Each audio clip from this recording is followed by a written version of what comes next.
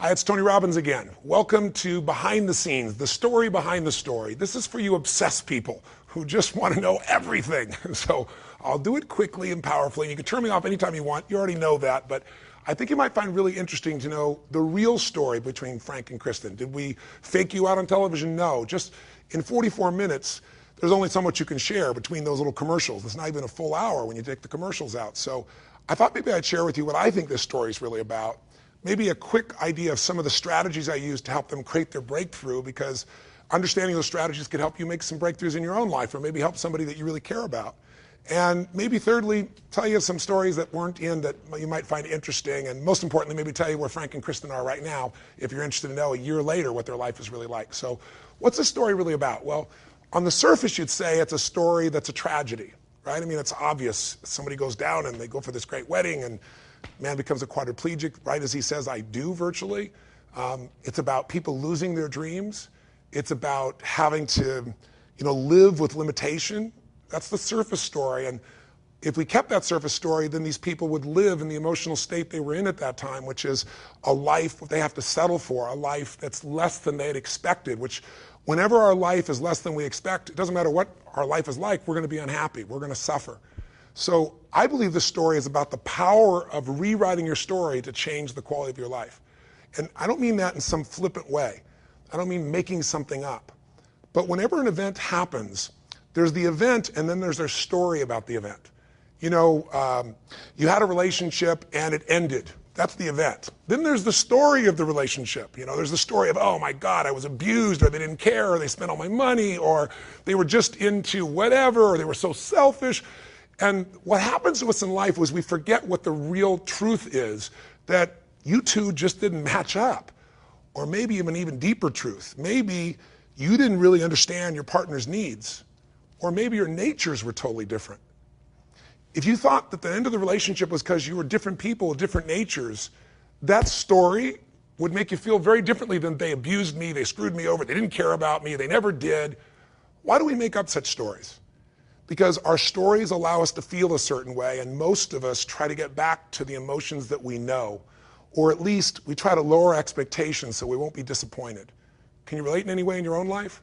Have you ever been so disappointed that the next time you don't want to get your hopes up? So you start trying to tear things down before you could ever get passionate about it or even excited about it, just because you don't want that drop. But if you protect yourself from the highs and try to never have that big drop, then you have to live in the lows. And that's where most people live in their life. They are constantly adjusting their blueprint of life to something smaller that's achievable so they won't be disappointed. And that's a life where you can be comfortable, but it's not a life where you can feel alive and passionate, in my mind, in my opinion.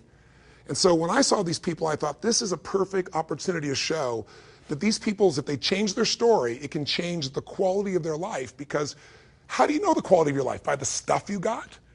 Well, gosh, with the economy the way it is now, if that's your definition, you must be in a lot of stress, because I don't care if you're a billionaire or a barber, you got some stress right now because the world's changed and there are things that are outside our control that are happening, and there are things within our control. What I mean by that is, if life has to be a certain way for you to be happy, and life doesn't match it, then you're going to be pretty unhappy right now. And if you look at Frank and Kristen, it's the ultimate example of that. But I would say to you that if you got everything you wanted, and have you ever done that? Ever gotten a dream or goal you wanted and then still said, is this all there is? I've done it many times. I've been stupid. I think we've all been that way. So what are you going to do? Go for the next thing? Or just lower your expectations? Neither one of it does. You got to find something more meaningful. So my idea with this couple was to say, there are people that have everything and are miserable, because the quality of your life is where you live emotionally. If every day of your life you're angry and frustrated and pissed off, and you got everything, you got your ultimate goal, you are the most religious person in the world, you make billions of dollars, everybody bows to you, you're famous, whatever that metaphor is for you, but you live every day angry and frustrated, your life quality is called angry and frustrated. Doesn't matter what you have.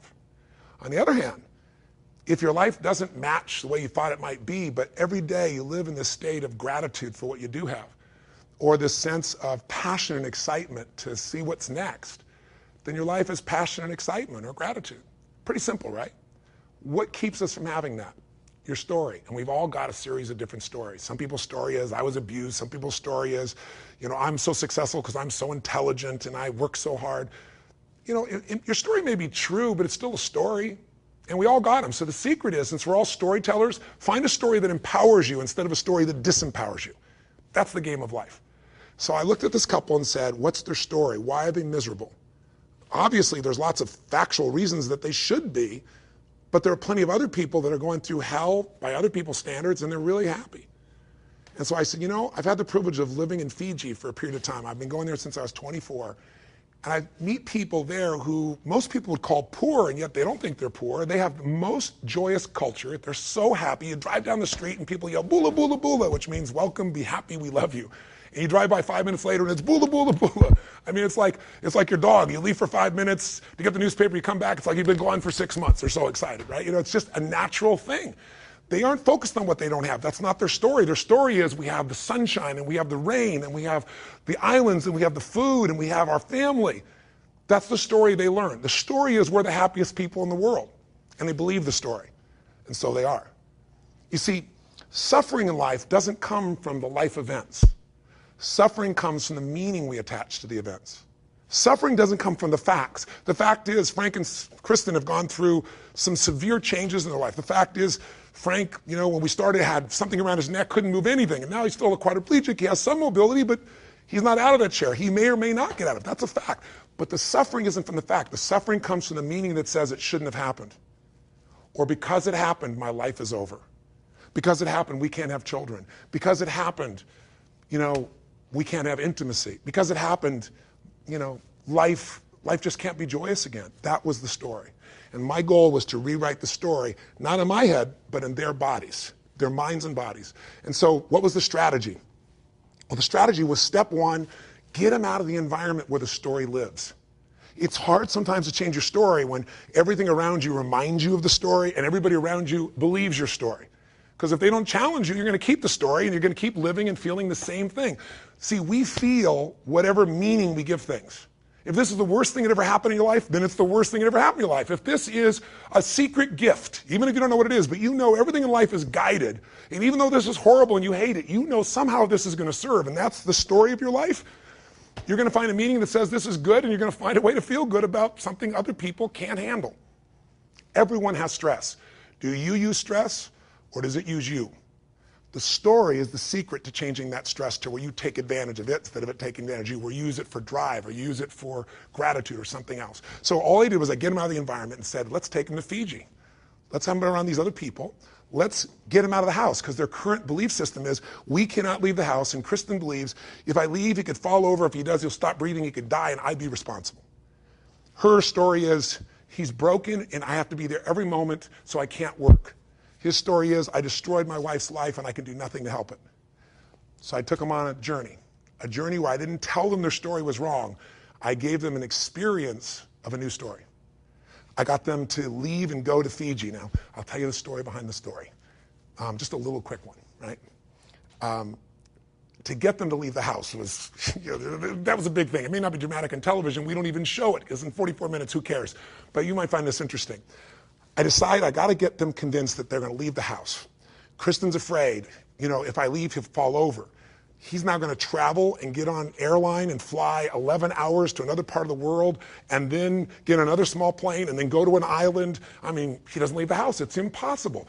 Breakthroughs happen when you start to realize what was impossible is possible. Breakthroughs happen when you change a belief. I got to get her to understand this. We get her incentivized enough that she's going to go for it, that she starts to see the value of this, him too, and they step up with a lot of courage. I'm telling the airlines, everybody there, you got to take care of these people. They're special, they're important, here's the situation. Everybody's prepared. NBC more than does their part. And they get to the LA airport, and what do you think happens? They drop him. They dropped Frank. They physically dropped him. Her deepest fear, his deepest fear, he's going to break. And the beauty is, he's okay. He's shooken up, she's freaked out, he's freaked out, but they get an experience that he's not so weak. I would never have asked for this in a million years. I'm going berserk. I'm in Fiji hearing about this going, who do I kill? How could they drop him, right? He gets to Fiji. You can't make these stories up. They drop him again. They drop Frank again. Some guy tripped and fell, and boom, they go down. And Kristen's freaking out, he's freaking out. They make it. So now they get on a small plane. You fly to Fiji, and then you fly to my island. It's a small island. You get on a small little hopper, and NBC's got all these doctors there, and they're going to make sure Frank's taken care of, and I'm grateful for that. I got 80 crew. We're waiting on the island to rock and roll and take these guys on a journey. I've gone to Fiji for 23, 24 years. I went there when I was a little kid, just got started, in my early 20s, so you get a picture. And I've never not been able to land. I've been some bad weather, but you can always land. As they're flying, we get like cyclone-like winds, and the plane is turning sideways, and the storm is coming through, and the people on the plane, Frank was actually okay, but they're freaking out going, we can't land, we can't land. We're all standing on the ground. We can see the plane, and they turn around and fly back to the main island, and when they get to the main island, no one's there to take care of them, so they throw Frank in the back of a taxi, right? So now he goes to the taxi. They get on the phone and go, we're out. This is insane. We're done with this. So long story short, we got Frank there eventually, got him on a plane, the weather cleared, and they had the time of their life. And here's the rewrite of the story. Their story was, we went off to have our wedding. We flew to this beautiful land, and we took a leap of faith, and our life ended. And the new story I wanted to write was, we flew to a beautiful land, we took a leap of faith, skydive, the leap of faith of even going on this, and at the end, we had the greatest possible life. We're closer, we love each other more, we're doing things we weren't doing before. And we took them on that journey by using the strategy of getting them to constantly exceed their expectations. To not have a belief, but just do it. And then you'll find out what you're capable of. So whether it's Frank breaking to his wife, or the skydive, or murder ball, or Frank driving his truck, something he couldn't do, couldn't even get the truck built together when he was supposedly able-bodied, we're going to get him to do more than he did before. And suddenly the story is, I'm alive. We're world travelers. I'm a skydiver. I'm a murder ball player. I'm driving my truck 100 miles an hour in the desert. And the final part of the story, as you know, is rewriting their wedding. So you might say, well, that's interesting, Tony.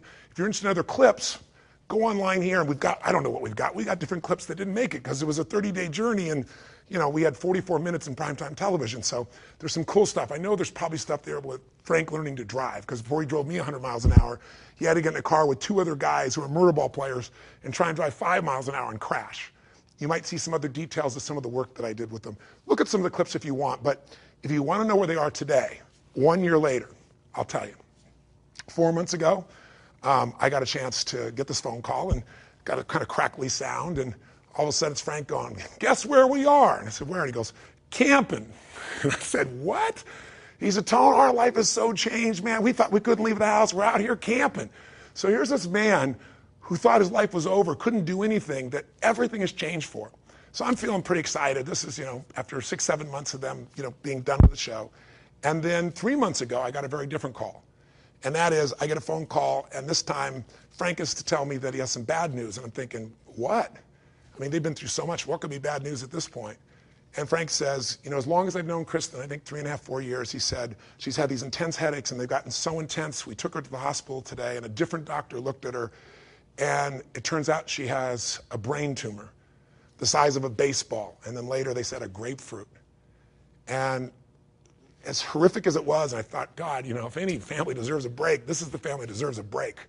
It's just, why this family? But the beauty, and there's always a beauty, I believe, in things, was that Frank was strong. Remember, Frank's story was, I can't do anything. My wife has to take care of me. I'm a burden. And in this 30-day process, he shifted to taking care of her. He reassured her. He got her out of that pain. Didn't matter if he was in the chair. He got her through the skydive. He got her through it all. Frank took charge and became her man and gave her the strength she needed. She had one surgery, and it took, I think, 9 hours, and they couldn't get it all. And then she had another surgery 2 months, about 3 weeks ago. It's 2 months later. And I was with them last night, but about 3 weeks later, and the interesting part, the good news to the story is she got another surgeon. He got it all. She's free and clear of cancer. She's great. And the beauty is I went and saw them last night, just before I was going to come film this. So I had to be associated because I was going to be in Los Angeles. They live in Redondo Beach. And I want to show them the show so they'd see it before it came out. And first of all, they were both glowing.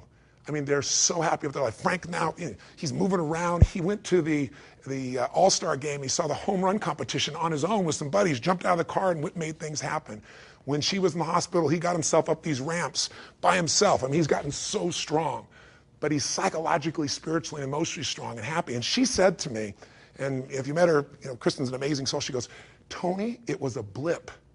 She said, it's like after all we've been through, it's like, don't get me wrong, I had my moments. But to be in this situation, I had cancer and I'm through it, it's done. Look at our life, look where we are. And she's demonstrating something that all people who take extreme stress and grow from it instead of being traumatized by it, here's what they have in common. Number one, they find out who they really are. They find out, like you, like me, if you're tested by life and you don't give up, if you don't give yourself a story that you're broken or you can't turn it around, if you really live with it, you're going to find out how strong you are. And the second thing that happens, you find out who your real friends are, your real family. Because when you have tough times, all your Facebook friends go away. Your real friends, they're the ones that are going to be there when it's not fun to be there. Your family, you may have a lot of blood family, but who's your real family? The ones that be for you and you be there for them no matter what. Those relationships strengthen, and Frank and Kristen love each other even more because of this. And thirdly, it's almost like you get a psychological immunity from the next big disaster. Not that you don't feel it. It's just like, it's almost like when you get the stimulation of immunity, it's like, give it to me, baby. I know I can conquer this. I don't know how, but I've been through so much. Give it your best shot. And if you've had experiences in your life, I've had somebody say, you got a tumor in your brain, or this business is over, you're going to go bankrupt, or every story you can imagine of disaster. And one of the great gifts of my life is I found people that don't buy that story, and I've learned from them. And I haven't bought the story myself, and you can't either. It's not that the story is wrong, it's just pick a story that's going to strengthen you and not one that's going to weaken you. Pick a story that'll make you grateful instead of angry. If you pick your own story instead of life giving it to you or let the environment give it to you, you're going to have a very, very different life. So that's some of the story behind the story. That's some of what happened that you didn't see on camera. There's so much more, and I could talk forever, as you probably have figured out by now. And you're on the internet probably going, how long is this guy talking? I have no clue. But thanks for watching. And if the spirit of this show touches you, please pass it on. My whole life is you grow and you give. So, and the more you share something, the more you feel it. So if you get someone to see this show. If it's not on, check it out on Hulu or someplace else, or pass it on to people. We'd love it if you pass it on. We didn't just do this to do a show. We did it because these times demand people to see new examples of what's possible. When times are tough, and it's a winter time right now, it's tough. People need role models of people that have made it through it so they know they can do it as well. And Frank and Kristen are that example, or one of those examples.